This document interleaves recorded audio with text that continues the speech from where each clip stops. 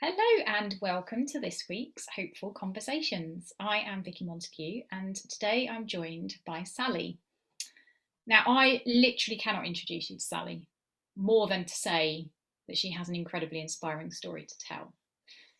So, Sally has been on a course that myself and 5 other coaches have been running for the last 6 weeks. And last week we happened to be talking about health, physical health conditions, and how the understanding that I share at Free From Limits has enabled me to see health in a completely different way. And I was having some experiences with some back pain last week, which I brought up in a question and answer session that we were having. And it triggered Sally to come and share her experience on that call. And I just thought it would be an incredible opportunity for people to hear something different about pain. We were just talking briefly before hitting record that, to me, it seems like pain is such a huge thing and it's all encompassing. And it's when you're in it, there doesn't feel like there's any way out of it. And it can have a hugely detrimental impact on every area of life. Both mental health, physical health, but also your ability to engage, I guess, and actually enjoy life, participate in life even. So I'm going to hand straight over to Sally to tell us about her journey with pain. And I know you're in for a good one. So, Sally.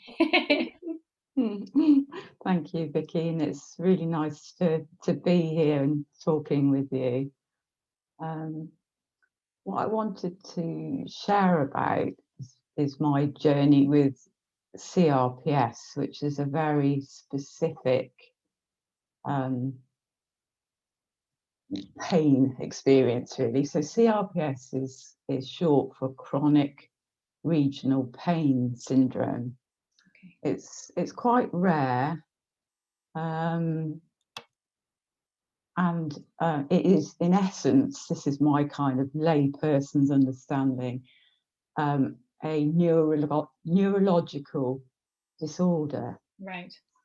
So it's a disorder in lots of ways. So you experience very heightened levels of pain, which are equated with being worse than, at the highest level of pain, so worse than actual childbirth.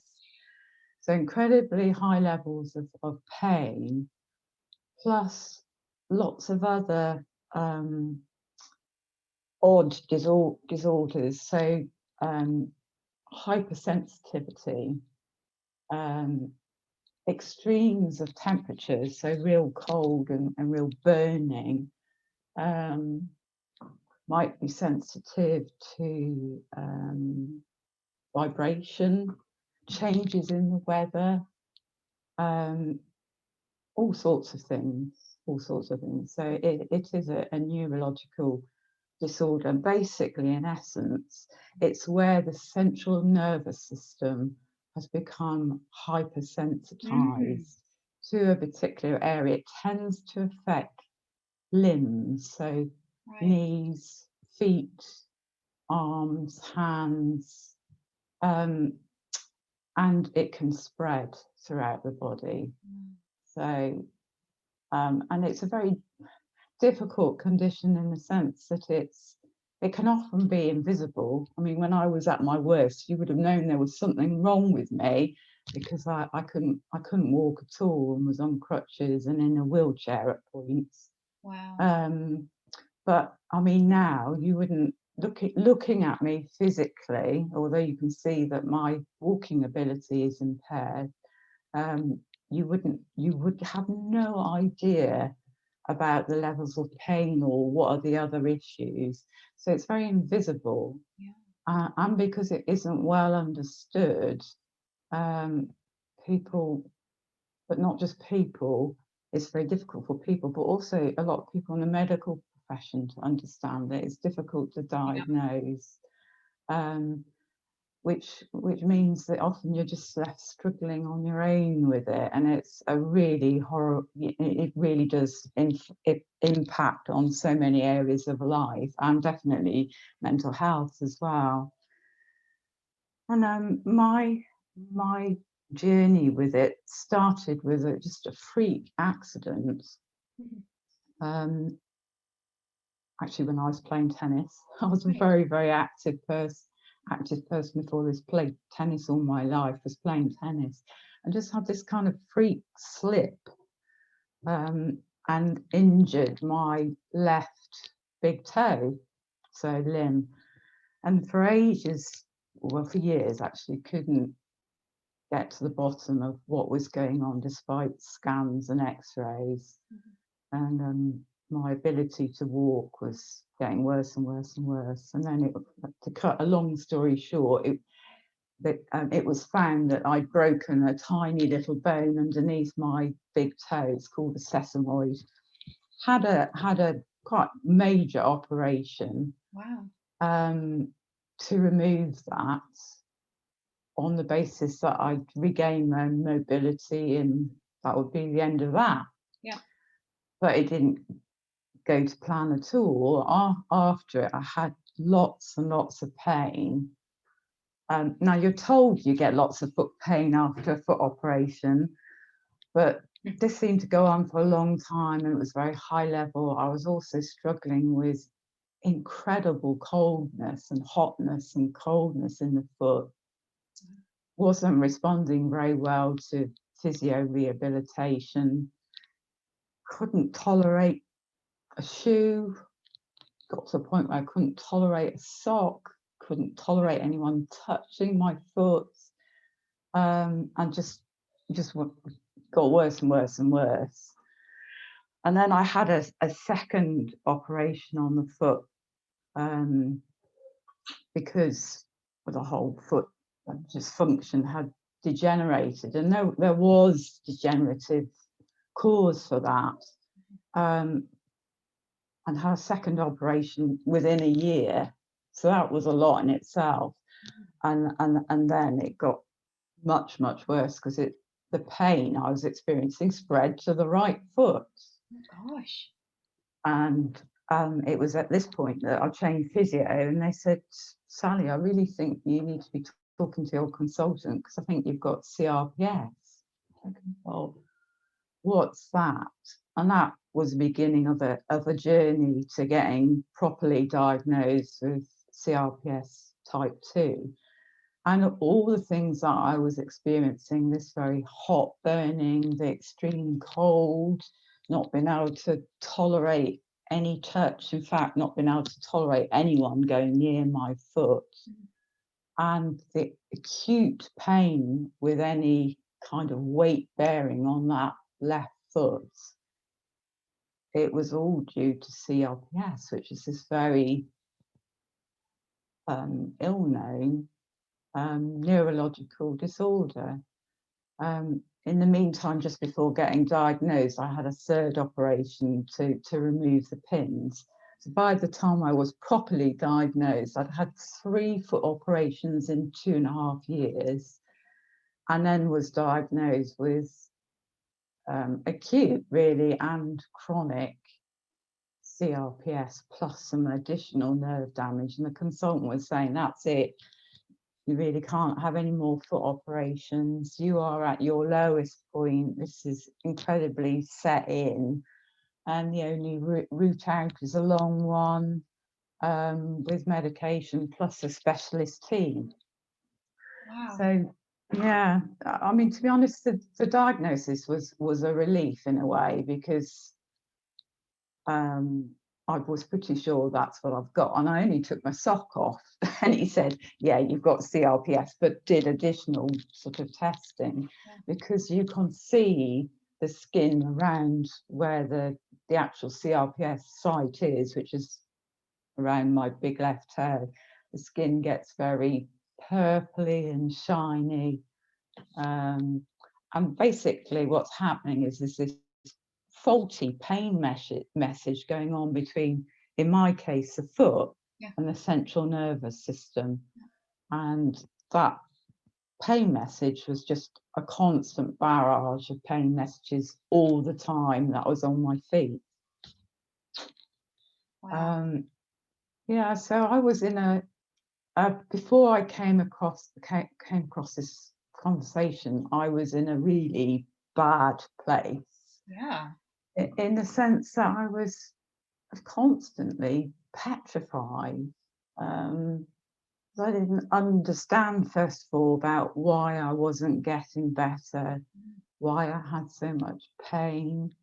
My life had become so much smaller and tighter because I was, well, one, I couldn't walk. I was struggling to, just do very basic things like put clothes on, put shoes on. That was just a nightmare. Was struggling to work, couldn't go out and meet people.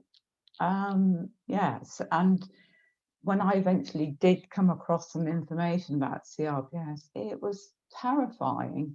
Yeah. In fact, the day that I had my third operation, which was to remove the pins I had in my foot, I woke up to watch something on the news, and there was a story about someone who had CRPS in her foot as well, and had had her leg amputated, and had become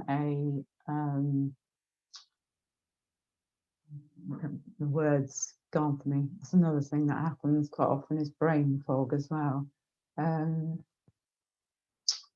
It'll come, a Paralympian. Ah, okay. So having her leg amputated had been her only way through it, Wow. but not uncommon. I woke up to that and I thought, is this my future, that I'm going to be in a wheelchair? It's going to spread and affect different parts of my body. How am I going to work? I feel miserable. Yeah. We're going to have to downsize home because I can't manage the stairs. All sorts. That was Yeah. what that was the world that I was living in. It was, Awful. yeah, it was awful. Yeah, and it definitely affected my mental state. And also, up until the time that I was diagnosed with CRPS, I really thought something was the matter with me, that somehow I'd failed because I hadn't been able to get well, and all sorts of things. So I did feel really, really broken, Yeah. very isolated and very cut off. But then by chance, I came across this conversation and did a course that was specific to health anxiety, Uh-huh. because I think I was aware that I had all these frightened Mm. thoughts and that I was very frightened, but I didn't really know what to do about it. I felt really, really stuck. Yeah. Um, and listening to this course about health anxiety, which was sort of talking about, this was about helping you to have a different relationship Mm. with your thoughts.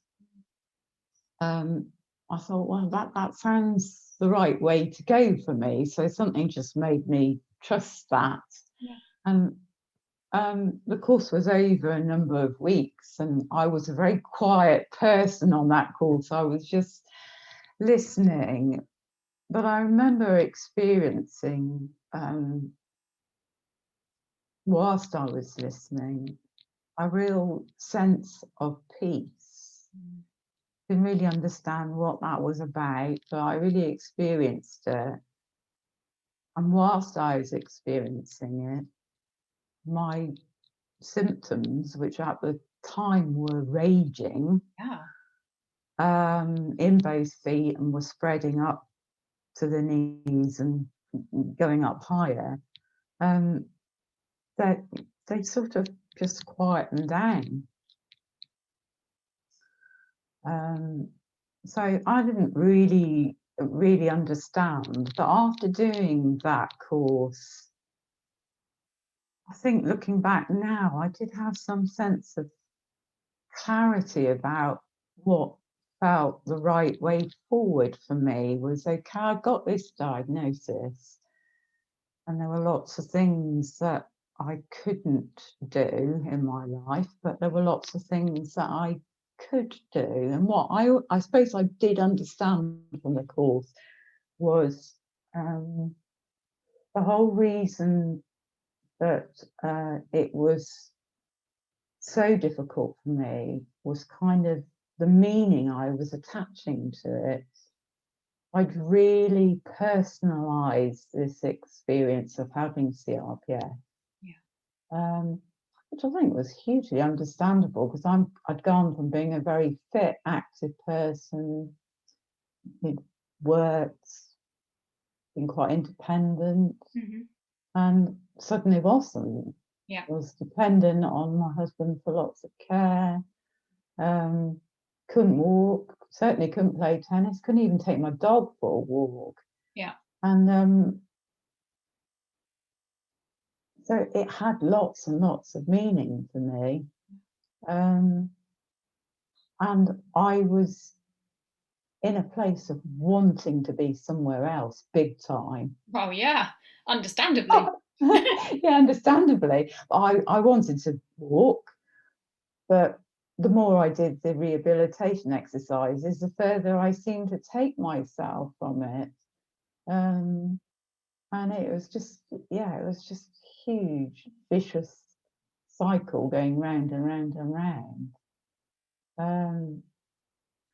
And it's not until fairly recently, I think, that I've seen that for myself. And what I've really seen is that despite all my wanting to fix things and be in control, and I have to have this specialist team around me who, no two ways, they've helped me, and it's made a world of difference having people who understand the condition. But what's really made a massive difference to me has been dropping so much the resistance and realizing that I really didn't have to do anything. Because although I definitely still do have CRPS, the symptoms aren't the same. And talking about this made me really reflect on it, that you know, that hypersensitivity has changed from being, you know, I can hardly deal with a bed sheet on my foot at night. I couldn't cope with wearing a sock. I could only wear incredibly soft shoes on that foot. So now I can cope with a physio giving a massage to that foot. I've even tried from reflexology. I am in shoes.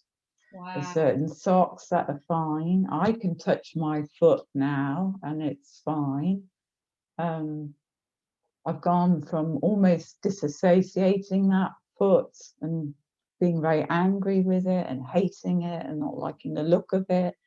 And it's really calmed down. That redness has sort of gone. And although I do still get the heat and the cold, this winter I haven't, it's nothing been as bad. And I can remember one August being on the couch downstairs with a hot water bottle and a blanket because I just felt so cold. And my best friend buying me extra comfortable, soft, woolly socks so I could put them on. I'm not doing any of that now. So that temperature thing's much better. And if it is really hot or really cold, I'm not panicking about it and what it means for me. And certainly not walking with crutches. I can walk little bits, but I am on my 2 feet. And I've done none of that. I've absolutely done none of that. that because one of the big things that was said on the course is that, you know, if you're not in that fight or flight, which was meaning the body couldn't just rest and digest, but actually it was filling it with more chemicals that were all sort of leading to inflammation and more stress and more revving up. That was just getting me, my symptoms and my recovery, it was just blocking it completely. And having calmed down, having kind of accepted that this is part of my life, but it isn't my life. The symptoms have actually started to really, really settle. And I feel in a very different place with a condition that continues, Yeah. but I'm not in it, whereas I was in it. I was totally living in it. I totally made it my obsession. It was, you know, this was the worst possible thing that could happen to me, and I was just in a state of terror all the time. It really felt like that. Yeah. Whereas I'm not now. And it's kind of interesting. When I said I do this, Yeah. I went into one of my thought storms and Yeah. thinking, oh, no, you can't do this, Sally, because you're not recovered. You're not Yeah, that's a recovered. classic. And as soon as I kind of heard myself say that, I said, well, what if you were already there? And the really interesting thing was I obviously had been I was standing at the time, I'd obviously been holding myself really tight. So there was some anxiety there that I wasn't recovered. I couldn't possibly be speaking about this. And as soon as that thought popped into my head, well, what if you were already there? What if you were okay already? And both knees kind of relaxed and the whole legs relaxed. And again, it helped me to see kind of this constant, because there is still a lot of vigilance about, well, how much pain am I carrying at the moment, how much walking is okay at the moment, and what's going on with my right hip at the moment. And so it's still, you know, it's still there. But that was quite a powerful insight to realize, well, you're perfectly okay. You're actually already there. You've not got to get somewhere else. You haven't got something else you've got to fix. You're already there. Wow. How incredible. I mean, just hearing you just was very emotional. I mean, the journey you've been on and the things that you've seen are just incredible, I think. To be able to have that, and for me, it's the same realization that Mm, you're actually okay. Fundamentally, you're okay. mm, There might be a part of your body that isn't functioning mm, how it's supposed to. mm, That doesn't mean anything about you or your mm, life. mm, But we innocently believe that it does. Like you mm, were talking about, that at one, at certain points you felt like there was something wrong with you, that you'd done something that, and all of that busy thinking, mm, all of that um, non-acceptance, as you say, the wishing that things weren't the way they were, the wanting to be different, the all that does is to just generate more and more thinking, more mm, and more busyness in the head. mm, And what I've seen over the last few years is like the impact of that busyness that we're not even aware of most of the time. We can feel it in our bodies, we can feel the tightness, we can feel the anxiety, we can feel all the symptoms of it. But we might not be aware of the actual thoughts. But that all of that does is busy up our whole body, as you say. It busies up our fight or flight system. It busies up inflammation. It has an impact on our hormones, on all the chemicals, all the messengers, everything. And I had no idea about that. Mm. And when I started to get an idea about that, then I thought, oh, I must do meditation. I must do this. I must do that to get a quiet mind. I need to do X, Y, and Z. And that was kind of almost more of the same, because I found myself then, right, what can I do to sort this out? What can I, all right, okay, meditation, right. So I must make my mind quiet. I mustn't focus on the thoughts. And it was more doing. It was more busyness in the head again. And I love what you're saying, because it's realizing that there's nothing to do.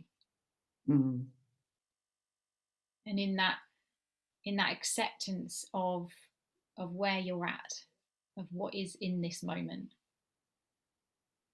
there's a peace there. And in that place, as you described when you were on that first course, that when we're not focused on the problems, they don't exist. And that's a really strange thing to get your head around. But that's been my experience too with headaches and the pain that I had last week in my back, is that when I'm not thinking about it, it's not there. It's not in my awareness. It's not in my consciousness. So I'm not aware of it. I mean, there's still the physical stuff going on, but when we're not thinking about it, we're not aware of it, and it's just not there. And I love what you said about that, and that you didn't understand what was happening in that first course, but you noticed that when you were paying attention in the course, you couldn't be thinking about your health issues. It's like we can't think and listen. We can't. It's not something we cannot think and listen properly.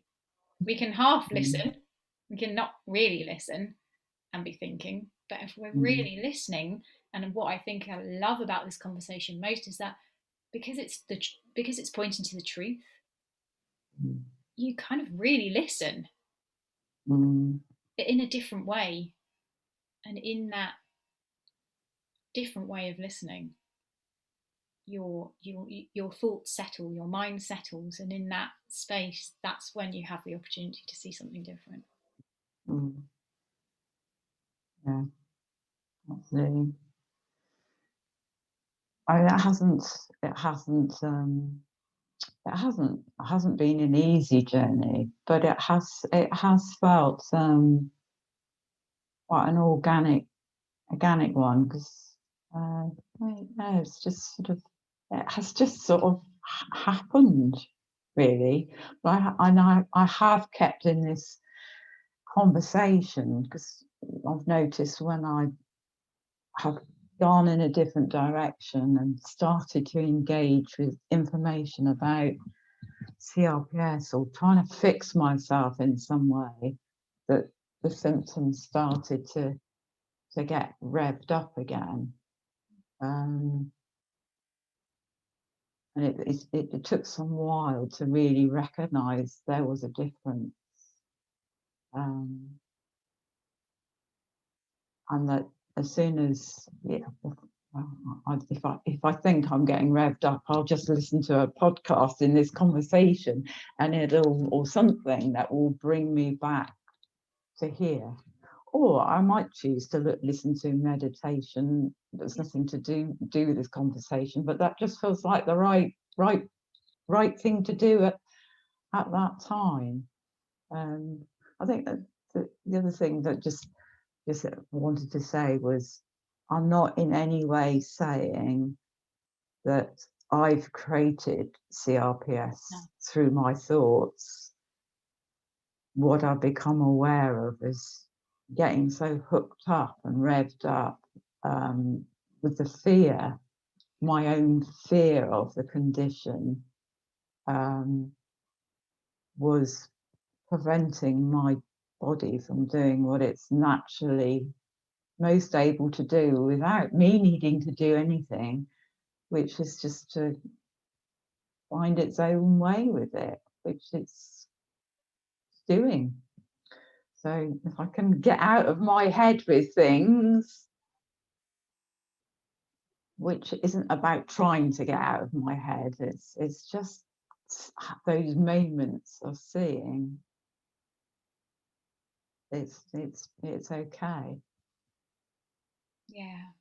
and I'm okay, and life has really opened up massively since I have got to that point of seeing that I was okay. So I got a job, and I did, when we weren't locked down, started swimming, and I was having some hydrotherapy, which I just loved. I just absolutely loved, because it was warm and I wasn't in pain, and I could begin to see that actually my body, which I've been so worried about, because I was thinking, because I can't exercise, it's going to be massively out of condition. Actually wasn't. It wasn't. It was okay. So Oh, I so love what you're saying, because we can all get really caught up and think that there's something wrong with us, that there's this problem, and like you, I've started to see that our body's amazing. it's Body's amazing. incredible. And I've fought against mine, and I've been cross with it and frustrated by it and wanting it to be different. And now, like you, I see that it's just brilliant, but Mm. we misunderstand that. We don't realize how brilliant it is, and we think that we need to do something in order to fix whatever problem there is within it. Mm. And I think what the three principles has helped me to see is that no, I don't actually need to do anything. My body knows exactly what it's doing. It can heal. If it can fix a bone when it's broken, it can fix stuff. It can do stuff. And that my thinking, my kind of wanting to get in and control and sort and I don't know what I think I can do. I mean, my body can breathe and digest and do everything all on its own without me doing anything. And yet we think that when there's something wrong that we need to do something. Absolutely. And it's seeing that and seeing the truth in that, no, the body works beautifully on its own. And we mistakenly get in the way of that healing almost by Absolutely. by misuse of thought, an innocent misuse of thought, because we don't understand Mm. the power, the impact that our thoughts can have. Mm. Yeah. And it's that thing that this thing's happened to me. It's this external experience. I've got CRPS, the freak accidents. So yeah, no, but that's I found that's not the right way to look at it. There's a different way of Yeah, looking at it. yeah. It's being with it. Tell me more about the different way of looking at it. What you see. Um,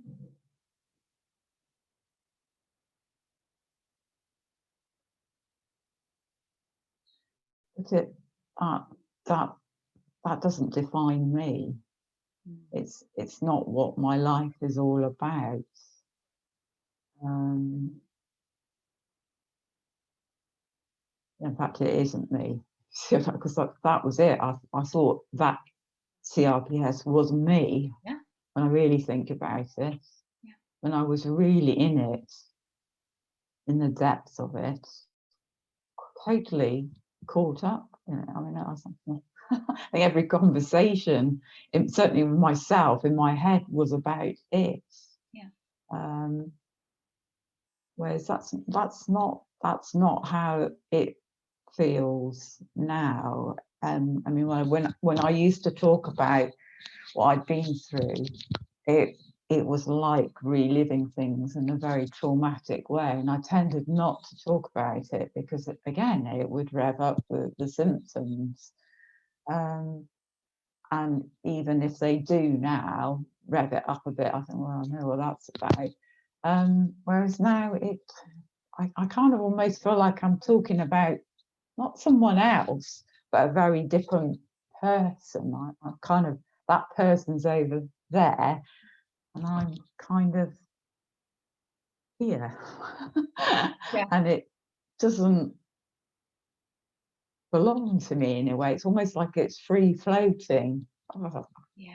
No, I think bit detached from it in a funny way.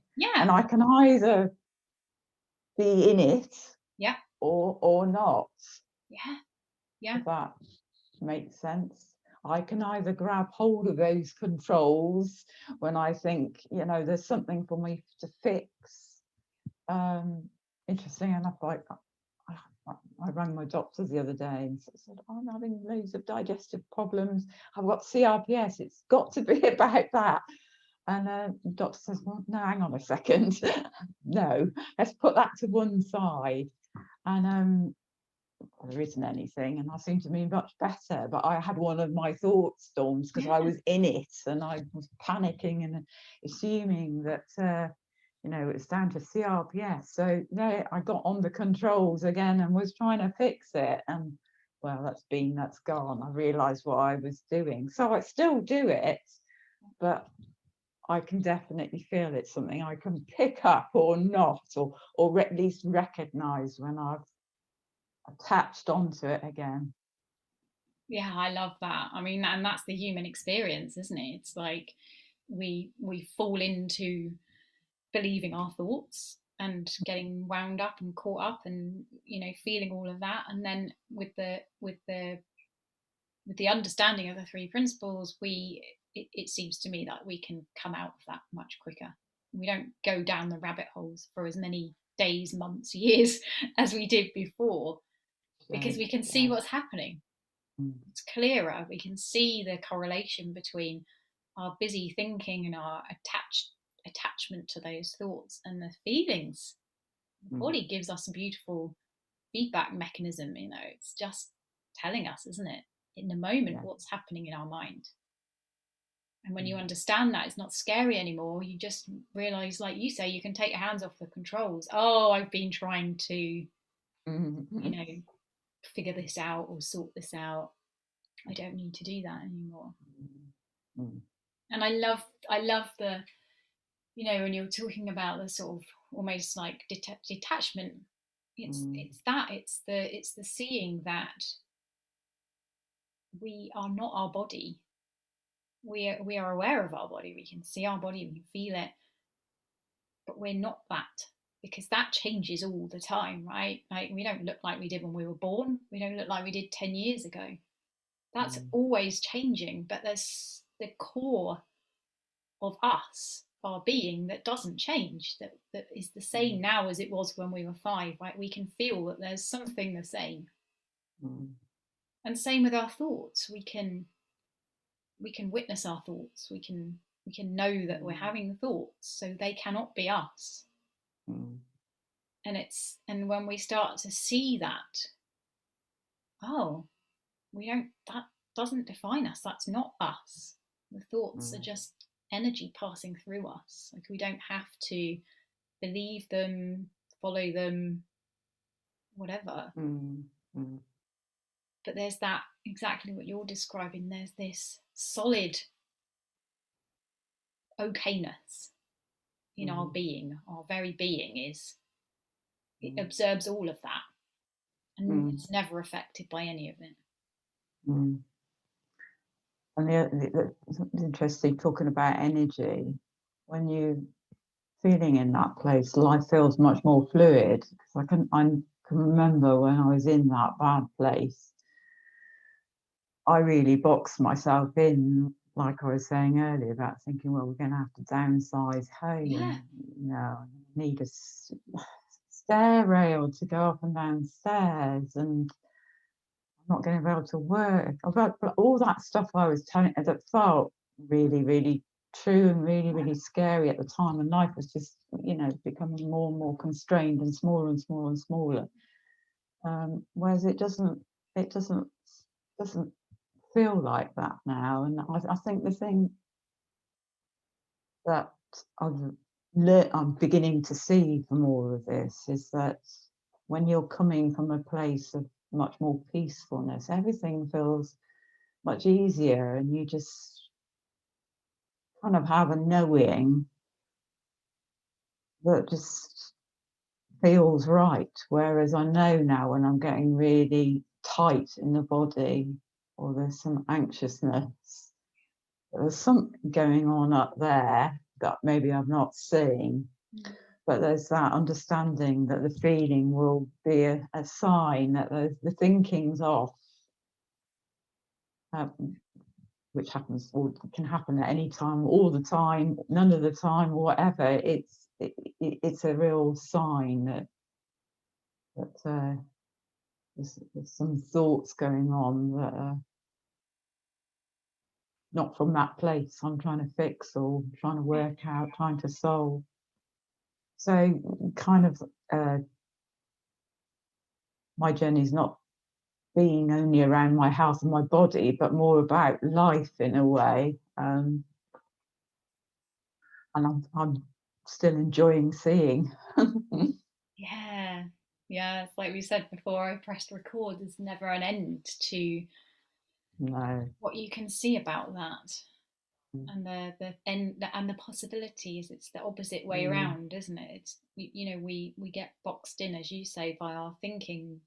um you know I kind of always felt like I was in some sort of cage almost. And I thought it was, we think that's to protect us. We think that Oh if yeah. we worry about or think about, well, I'm going to need to get some stair lift put in, or we're going to need to downsize.